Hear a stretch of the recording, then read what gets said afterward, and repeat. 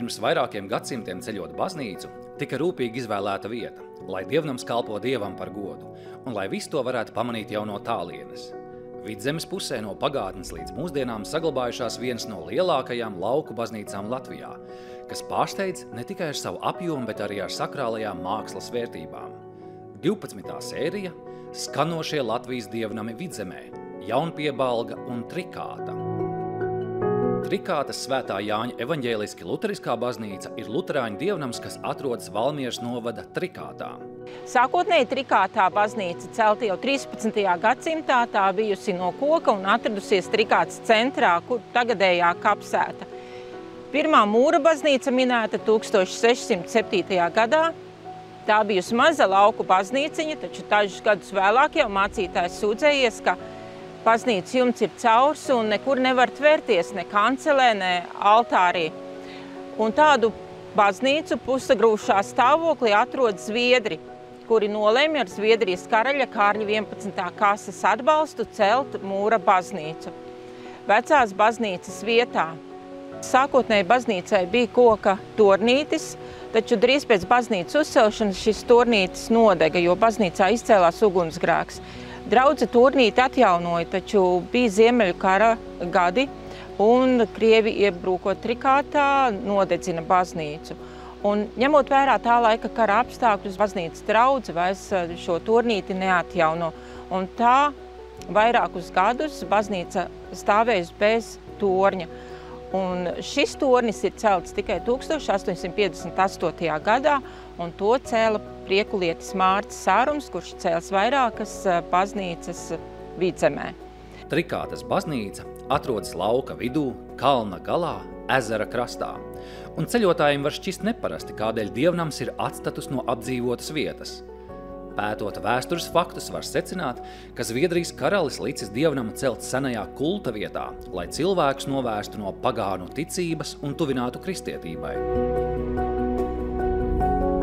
Mēs šobrīd atrodamies senajā Lubu pagastiņā, un lubēnieši bija tie, kas visilgāk piekopa pagānu ticību. Viņiem bija savi svētkalni, svētbirzes, svētie akmeņi. Un, lai izjauktu šo lubēniešu pagānu ticību, viņu vienā svētvietā celta kristīgā baznīca. Bet ir ziņas, ka Zviedrijas karalis Kārlis 11. ir interesējies par lubēniešu šo pagānu ticību. Trikātas baznīca ir viena no lielākajām un greznākajām lauku baznīcām Vidzemē, celta gotikas stilā ar tam raksturīgajām smailajām logu arkām. Ēkai kontrforsi piebūvēti un pavisam jauna sakristeja. Interesants baznīcā ir tas arī, kā bija izbūvēta zem altāra telpas kapenes, kurā tika apglabāti vācu draudzes cienīgākie un ievērojamākie locekļi, taču 1787. gadā kapenēs aizliedza apglabāt šos vācu draudzes locekļus, un tad radās arī tagadējā kapsēta, kas ir pie Trikātas centra. Un šeit, šajā uzartajā laukā, jūs varat redzēt, ka šeit šobrīd neredzat, bet bijusi senā kapsēta, jo tad, kad veikti kādi labiekārtošanas darbi pie Trikātas baznīcas, tad vienmēr tika uzrakti kauli. Ap Trikātas baznīcu un tās dzīvi ir iezīmējušās daudzas teikas, stāsti un leģendas. Vēsturnieki laika gaitā tam ir sekojuši un atraduši liecības, kas norāda uz teiku un nostāstu patiesumu. Tā ir kaut kur 1628. gada karte, kurā mēs redzam Trikātas centru, Trikātas tā kā pili, kur viņa jābūt, te skaidrs saprotams, te ir Abulas upe un Lisas upe, un šeit jābūt baznīcai. Bet uz šīs kartes vēl baznīcas nav. Un kas ir interesanti, ka palielināmā skatās palielinājumā elektronas datorā, tad šeit ir baznīcas simbols, ar ko kartēs atzīmēja baznīca. Tas ir namiņš ar krustiņu galā, un to mēs nevaram te tā redzēt vispār. Jā, es te apvilcis esmu aplīti. Un pēc visiem tiem maniem priekšstatiem tā ir vecās pienotavas vieta. Tur, kur tagad ir pienotava, tur kādreiz bija saimnieciskas kūtis, klētis, staļļi, un pirms tam. Un teika arī stāsta par to, ka vecā Trikātas baznīca atradusies esot upes krastā. Nu, tur upes krasts nav, bet tas ir tas Trikāts ezera krasts. Un interesanti ir tas, ka Menārs Lēvis, kas pētīja pilskalnus un pilis pirms Ernesta Brastiņa, atzīmē savā darbā par vācu Trikātas ordeņa pili, atzīmē tādu lietu, ka viņam interesēja nostāsts par Trikātas pils ūdens apgādi. Un viņš teorētiski un pēc tam arī fiziski atrada reālu ūdens apgādes sistēmu. Un pie tagadējās Trikātas pienotavas uz krasta ir avotaina vieta, un tur var redzēt, tur ir avoti. Un tas avots tek nevis uzreiz uz ezeru, bet par pazemes akmens izbruģētu eju tek uz pili. Un agrāk, kad pili varēja ūdenī vienkārši uztaisīt tā, lai apkārt ir ūdens. Ja? Nu, ļoti grūti iztēloties to, bet tas viss ir realitātē, tā ir bijis. Baltvāciešu laikā Trikātā saimniekoja Tranzē baronu dzimta, kas turēja rūpi arī par pašu dievnamu. Par savu naudu baroni baznīcai dāvinājuši kroņu lukturus un ierīkojuši arī atsevišķu ieeju. Viņi pirmkārt organizēja remontdarbus, tas ir Tranzē laikā uzbūvēja torni, kā Inga teica, 1850, kurā gadā viņa teica, ja? Tas ir Sāruma būvētais tornis. Un tā šī dzimta te kaut kur līdz pat Pirmam pasaules karam arī turējās. Kundze vienmēr tur nāca ar savu ģimeni, par sānu durīm. Visi pārējie gāja te iekšā un ārā, bet viņi tā kā ieradās no sāniem. Jā. Baznīca pārsteidz ar savu apjomu un sakrālajām mākslas vērtībām.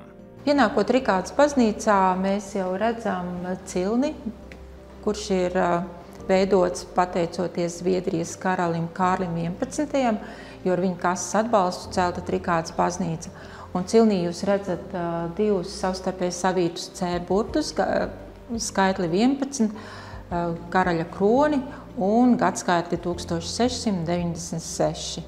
Ienākot baznīcā, mēs aplūkosim vēstures un mākslas pieminekļus.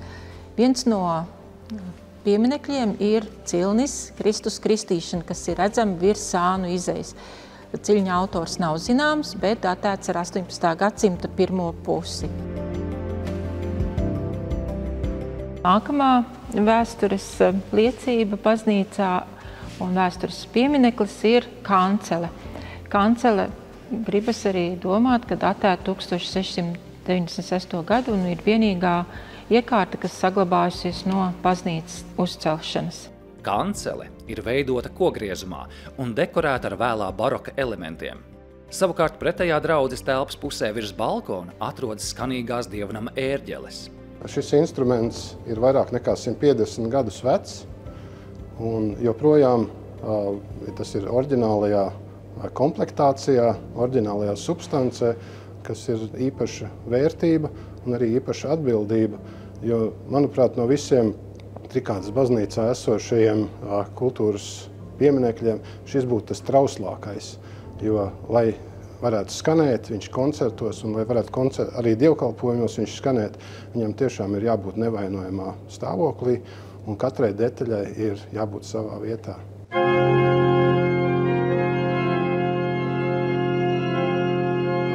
Ērģeles ir būvējis izcilais ērģeļbūves meistars Augusts Martins.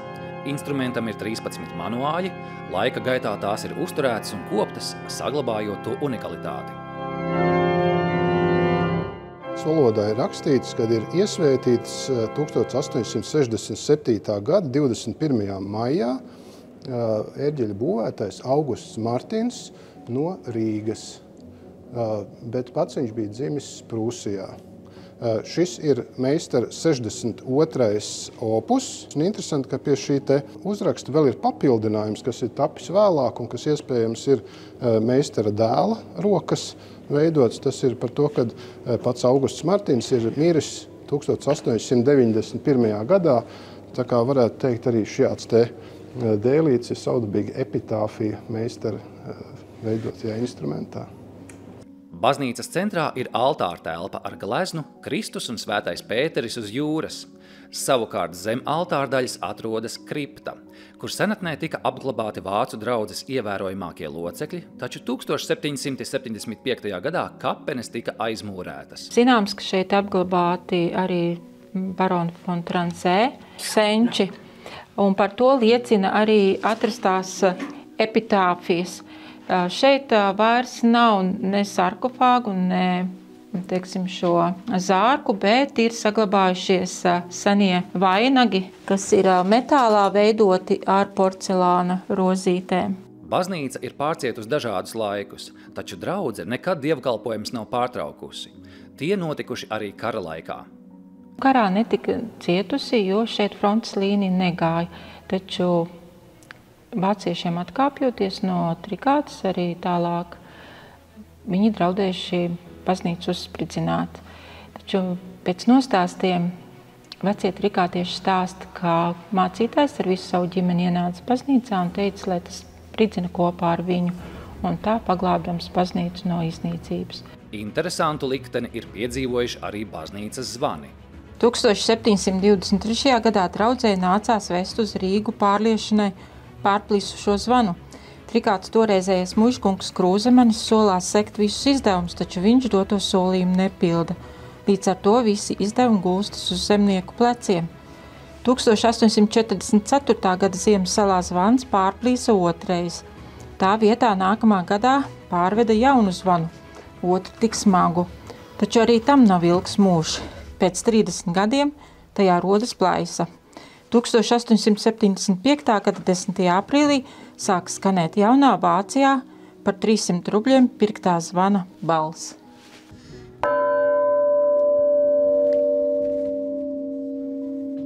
Jautājums par sakrālajām vērtībām ir svarīgs, un ikvienam cilvēkam ir iespēja nākt un apskatīties, baudīt gan to mieru, ko var iegūt tieši šeit, gan arī, protams, apmeklēt dievkalpojumus. Un tie daudzie cilvēki, kas ir nākuši, braukuši ar autobusiem un arī ģimenes, mēs nekad viņiem nejautājam, kāda ir viņiem konfesionālā piederība. Ik viens ir aicināts, ik viens ir lūgts nākt un smelties šeit spēku.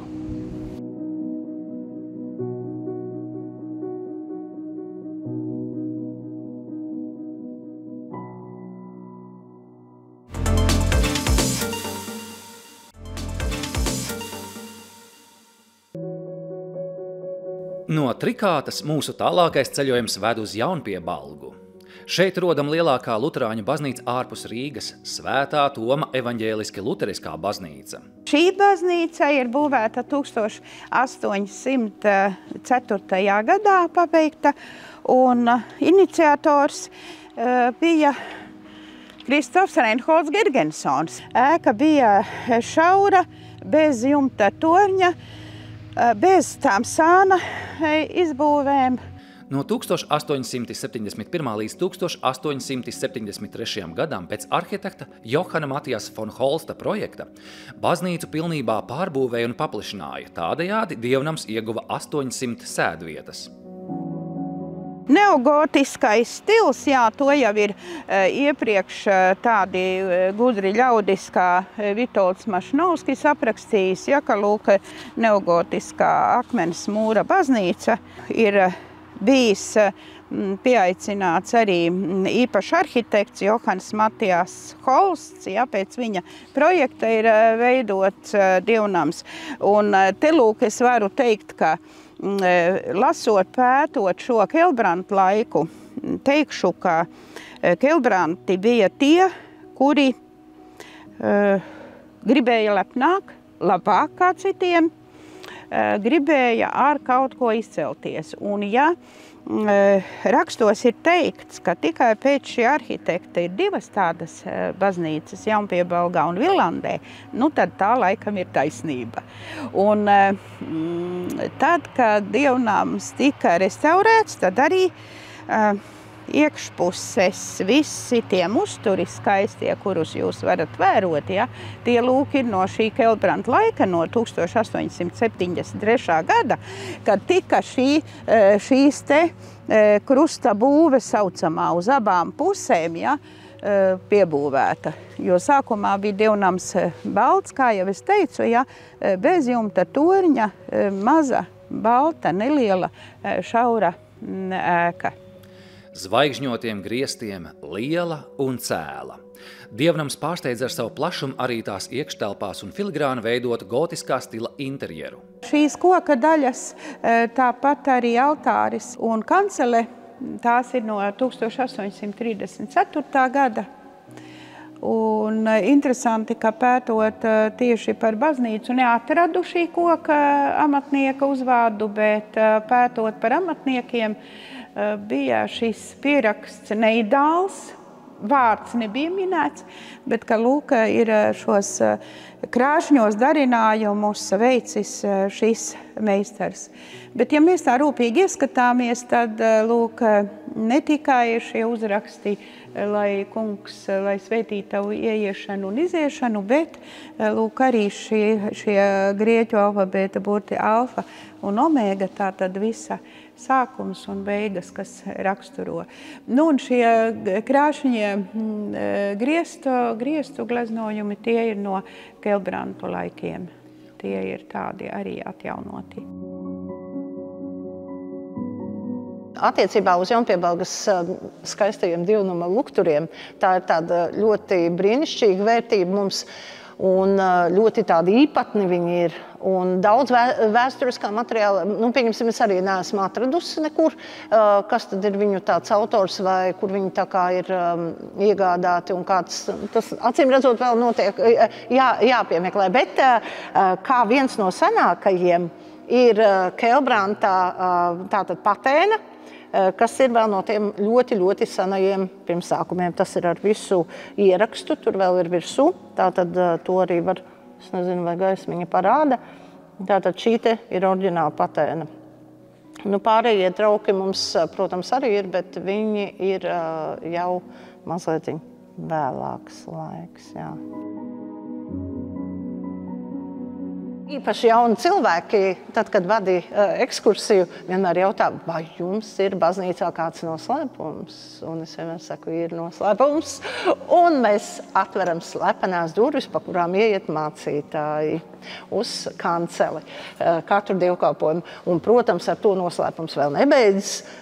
Šeit ir vēl vienas durvis, kuras arī tieši tāpat var atverās, un tu vari nokļūt uz sakristējas daļu, kur mācītājs gatavojas pirms tātad sprediķiem. Un pa šejien arī ikdienā mācītājs īstenībā ienāk uz dievkalpojumiem.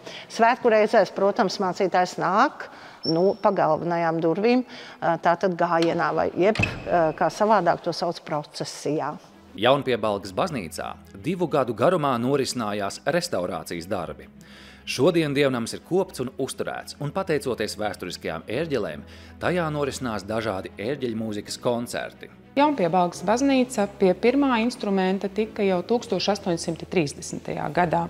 Un, acīm redzot, tas ir bijis kaut kas ļoti neliels, jo pēc šīs informācijas, kad ir bijis tas pirmais instruments, draudze esot uzsākus aktīvi vākt līdzekļus, lai tomēr tiktu pie lielāka instrumenta. Un tajā laikā muižas pārvaldnieks, muižas īpašnieks bija grāfs Šeremeķevs, un viņš noziedo 2000 rubļus tieši šim konkrētam mērķim. Un tad arī tiek izmeklēts un atrasts 11 reģistru instruments. Par tām senajām ērģelēm īpaši daudz tādu vēsturisku faktu nav.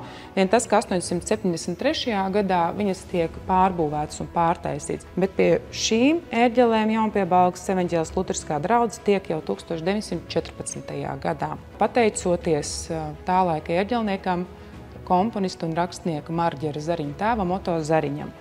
Jo Oto Zariņš tajā laikā šeit kalpo. Tas, kas ir pieminēts rakstos, kad mūzika un ērģeles un dziedāšana šeit ir bijusi lielā cieņā, un gan mācītāji to ir ļoti veicinājuši un atbalstījuši, līdz ar to arī draudze aktīvi iesaistījusies.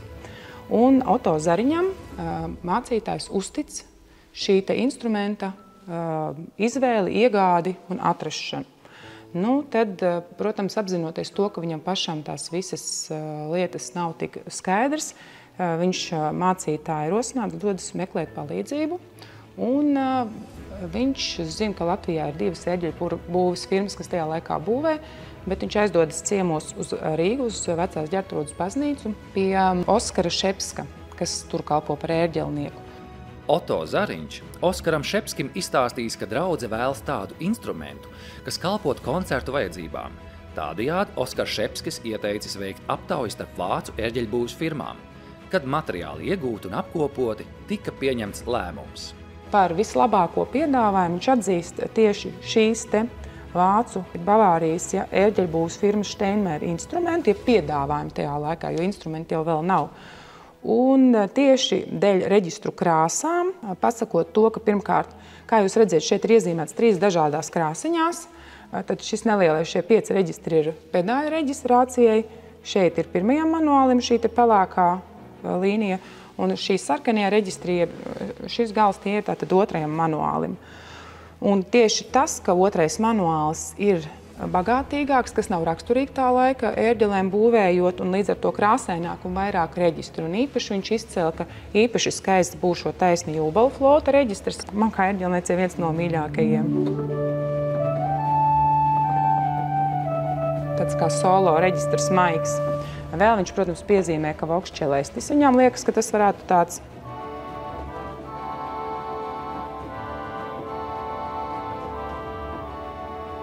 būtu jauks. Un tad vēl viņš uzsvēra šo te reģistru, kas ieliek tā kā krāsiņu seskvjaltēra. Viņš iedod krāsu, ja viņu savieno ar kādu no citiem. Viņš padara uzreiz tembrāli krāsaināku to visu. Draudze vienmēr ir apzinājusies šo ērģeļu nozīmi. Lai tās pasargātu ēkas bēniņstāvā virs ērģelēm, pat ir izveidots papildus jumta segums, un šodien ērģeles priecē ar savu skanējumu. Jāatzīmē, ka Jaunpiebalgā darbojas mūzikas skola ar ērģeļu klasi. Tādējādi šajā pusē ir izaugušas vairākas ērģelnieku paaudzes, kas šodien priecē savus klausītājus.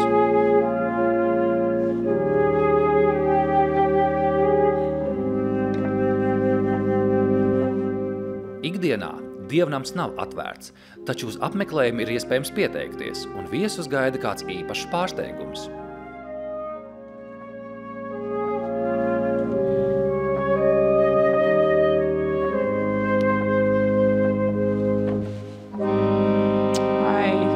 Principā ņemot, mēs radījām tādu fantastisku iespēju, ka tad, kad tu piesakies, tev ir arī koncerts apmēram 20 minūšu kā dāvana no draudzes. Un mums ir 3 ērģelnieki, tātad viņi īpaši vasaras mēnešos, viņi tādējādi arī kalpo. Un tā ir tā iespēja paklausīties mūziku labu, un tieši šādi mēs arī tātad, esam atraduši šādu vīziju, kā darboties.